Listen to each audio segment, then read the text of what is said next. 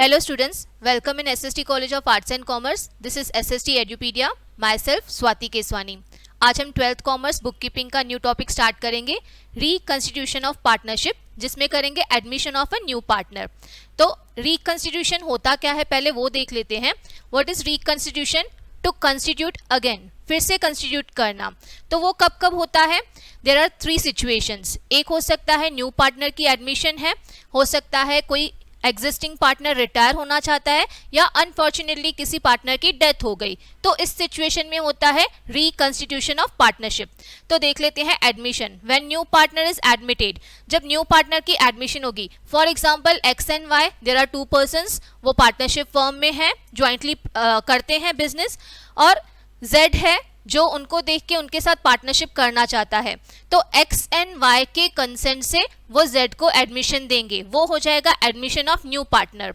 से for example अगर तीनों ऑलरेडी पार्टनर्स है, X Y and Z, Y को अभी पार्टनरशिप कंटिन्यू नहीं करना है, तो वो बोलेगा मुझे कंटिन्यू नहीं करना है, तो उसमें वाई का रिटायरमेंट हो जाएगा, या हो सकता है एज के हिसाब से उसका रिटायरमेंट का टाइम भी हुआ है, तो वो एग्जिस्टिंग पार्टनर कंटिन्यू नहीं करेगा उनके साथ बिजनेस, वो होता है रिटायरमेंट ऑफ पार्टनर।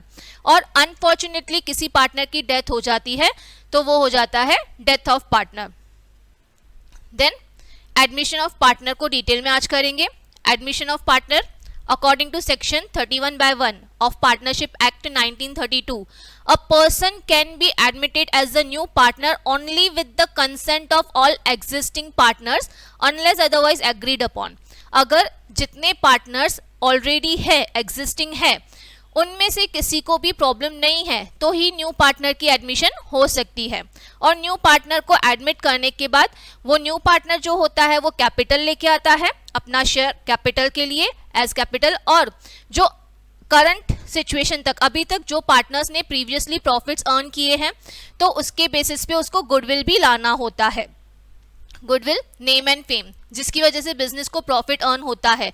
तो न्यू पार्टनर की एंट्री कब होगी? जब उसको कैपिटल का शेयर भी लाना होगा और उसके साथ गुडविल भी लेके आना होगा। नीड क्या है न्यू पार्टनर को एडमिट करने की? न्यू पार्टनर ऑब्वियसली कैपिटल और गुडविल का शेयर लेके आता है, तो एक्सपेंशन हो जाएगा, और साथ में न्यू पार्टनर का स्किल्स भी यूटिलाइज होगा और बिजनेस को डेवलपमेंट हो सकता है और प्रमोट हो सकते हैं। तो उसका कैश एज गुडविल और कैपिटल जो लेके आ रहा है, और स्किल्स को यूटिलाइज करके और आगे बढ़ सकते हैं। Accounting treatment of capital, capital का अकाउंटिंग ट्रीटमेंट कैसे होगा?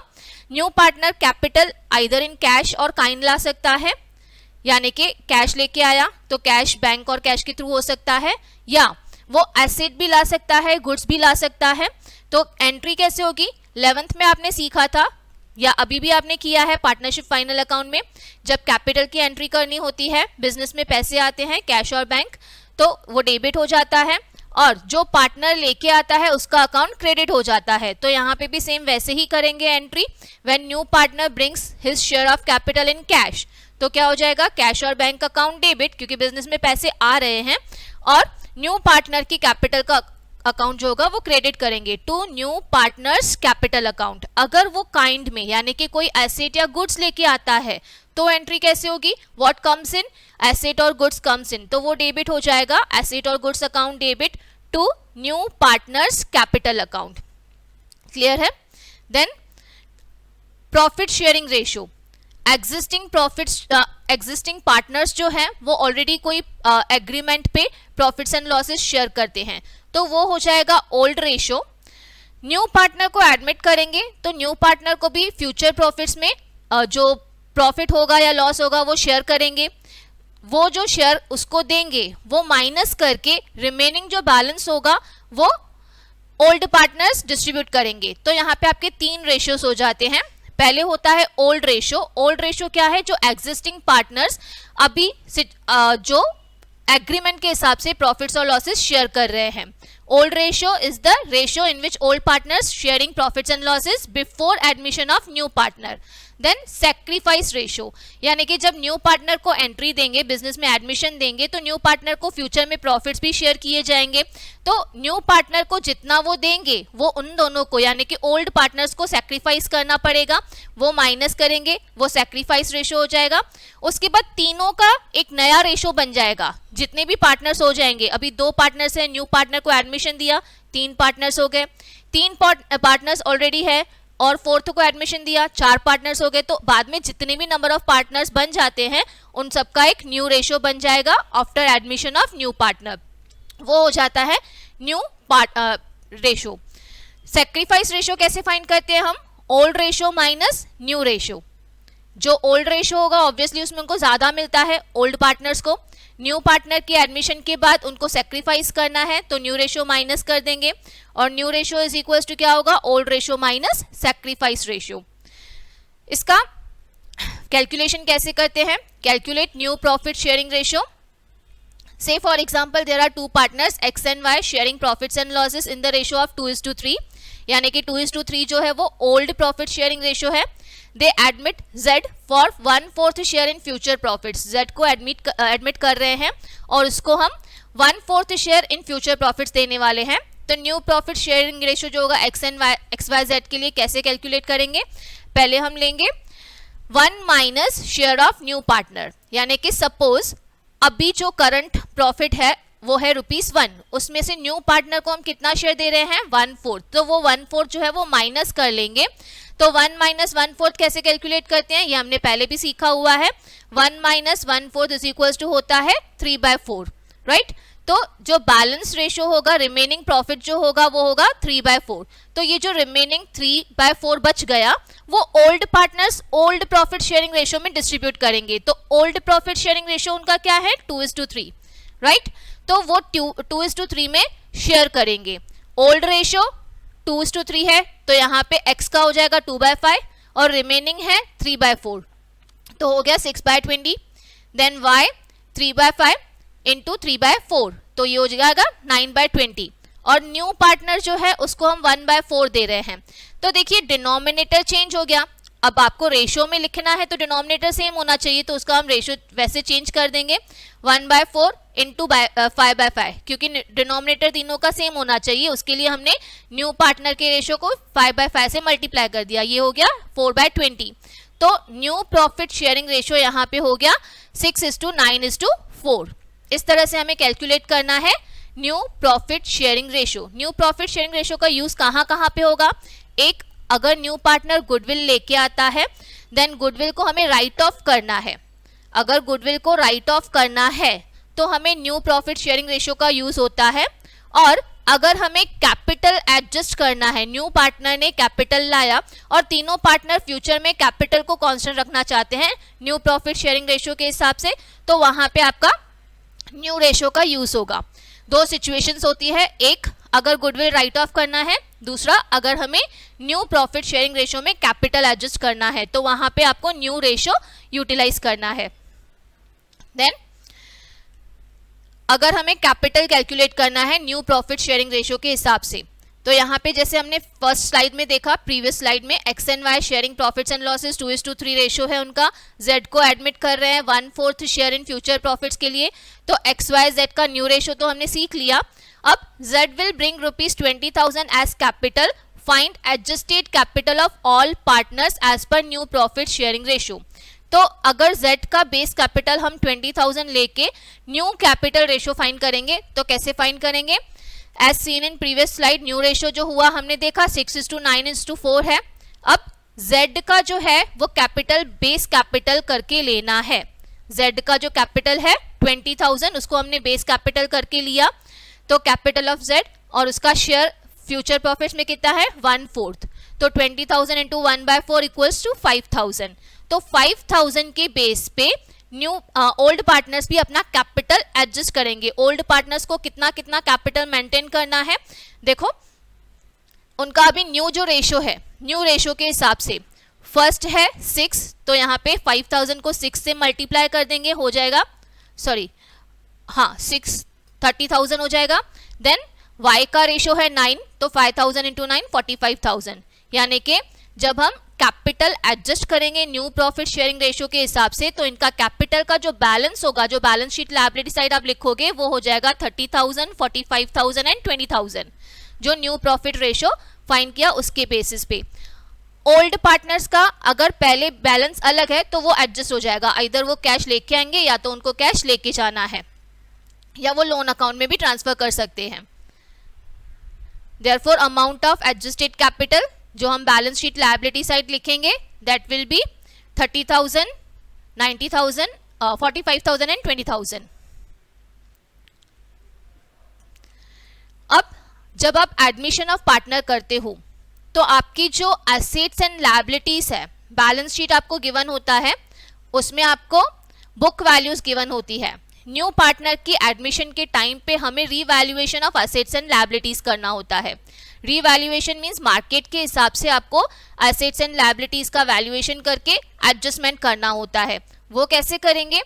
जब आपको book value, balance sheet value given है और मार्केट में आपने वैल्यूज का इंक्वायरी किया, तो यहाँ पे आपको डिफरेंस मिलेगा। अगर बुक वैल्यू और मार्केट वैल्यू सेम नहीं है तो देयर विल बी इंक्रीज और decrease in value of asset. अगर एसेट का वैल्यू इंक्रीज हुआ है तो बिजनेस को प्रॉफिट है, तो profit and loss adjustment account बनता है एक, जिसको हम रिवैल्यूएशन अकाउंट भी बोलते हैं, क्योंकि हम बीच में किसी पार्टनर को एडमिट कर रहे हैं तो हम profit and loss adjustment account बनाते हैं, जहां पे आपकी रिवैल्यूएशन का एडजस्टमेंट होता है।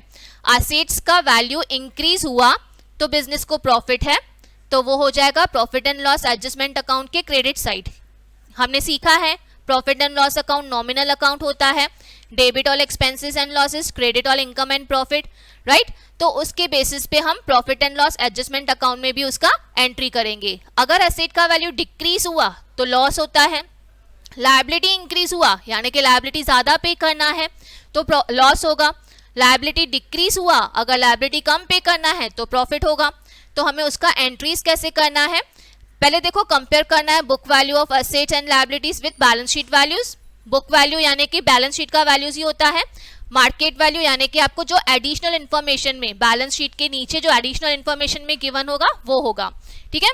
इफ देयर इज प्रॉफिट तो profit and loss adjustment account आपका क्रेडिट हो जाएगा, अगर लॉस है तो profit and loss adjustment debit हो जाएगा, ठीक है। रिवैल्यूएशन ऑफ एसेट्स, एसेट्स की रिवैल्यूएशन करना है। If the value of asset increase, value of asset increase हुआ यानी कि प्रॉफिट हुआ तो profit and loss adjustment credit हो जाएगा। क्या हो जाएगा? एसेट डेबिट हो जाएगा, asset account debit to profit and loss adjustment account. If value of asset decrease, अगर एसेट का वैल्यू कम हुआ, जैसे आप डेप्रिसिएशन करते हो, प्रॉफिट एंड लॉस एडजस्टमेंट से पहले आपने फाइनल अकाउंट्स में किया हुआ है, तो डेप्रिसिएशन क्या करता है? एसेट का वैल्यू डिक्रीज करता है, तो एसेट का वैल्यू डिक्रीज हुआ, लॉस है, profit and loss adjustment account debit हो जाता है, एसेट क्रेडिट हो जाती है टू एसेट अकाउंट। और इन केस कोई एसेट अनरिकॉर्डेड आपको मिलती है, जब आप रिवैल्यूएशन करते हो कोई अनरिकॉर्डेड एसेट आपको मिलती है जिसकी बैलेंस शीट में वैल्यू लिखी हुई नहीं है, तो वो तो आपको प्रॉफिट ही है। बैलेंस शीट में लिखा हुआ नहीं है और आपको एसेट दिखा, उसके लिए आप एक्स्ट्रा पे तो नहीं कर रहे हो, अगेन आपको यहाँ पे प्रॉफिट ही है, तो क्या लिखेंगे? Asset account debit to profit and loss adjustment account, ठीक है। अब लायबिलिटीज का रिवैल्यूएशन सीख लेते हैं। लायबिलिटीज एसेट्स के ऑपोजिट होती है, अगर पे करना पड़ेगा तो लॉसेस इंक्रीज हुआ, कम पे करना पड़ेगा तो आपको प्रॉफिट हुआ। If the value of liability increase, liability का वैल्यू इंक्रीज हुआ तो लॉस है, profit and loss adjustment account debit to liability account, right. Then अगर लायबिलिटी का वैल्यू डिक्रीज हुआ, लायबिलिटी कम हुआ यानी कि हमें कम पे करना पड़ेगा, प्रॉफिट है, तो liability account debit to profit and loss adjustment account. Then अगर आपको लायबिलिटी भी कोई अनरिकॉर्डेड मिलती है, जैसे कॉन्टिजेंट लायबिलिटी होती है, मे और मे नॉट बी पेएबल, तो अभी पे करनी है, अनरिकॉर्डेड है, बैलेंस शीट उसका वैल्यू नहीं दिखा रहा है, तो वो आपको लॉस ही है, पे करना है, profit and loss adjustment account debit to liability account. Clear है? तो इस तरह से हम revaluation of assets and liabilities करेंगे। अब थोड़ा एग्जांपल देख लेते हैं। अगर बैलेंस शीट और एडजस्टमेंट में आपको गिवन है तो किस तरह से हमें करना है। Say for example book value of furniture 10,000 depreciate at 20% given है। बुक वैल्यू ऑफ फर्नीचर यानी कि आपको बैलेंस शीट गिवन है ओल्ड वाला before admission of new partner, उसमें आपको फर्नीचर का वैल्यू दिया है 10,000 और लिखा है एडजस्टमेंट में डेप्रिसिएट 20%। तो ये सिंपल एडजस्टमेंट है जो आपने पहले भी किया हुआ है पार्टनरशिप फाइनल अकाउंट्स में, right. Balance sheet asset side आप क्या लिखोगे, furniture inner column 10,000, right. Depreciate 20%, तो 10,000 का डेप्रिसिएशन 20% हो जाएगा 2,000, लेस करके आउटर कॉलम में आ गया 8,000। This shows decrease in value of asset, asset का वैल्यू डिक्रीज हुआ यानी कि लॉस हुआ। लॉस हुआ तो आप प्रॉफिट एंड लॉस अकाउंट के डेबिट साइड लिखते थे ना पार्टनरशिप फाइनल अकाउंट्स में, यहाँ पे आपका वही है, लेकिन यहाँ पे profit and loss adjustment account हो गया जहां पे हम एडजस्ट करेंगे रिवैल्यूएशंस ऑफ एसेट्स एंड लायबिलिटीज को।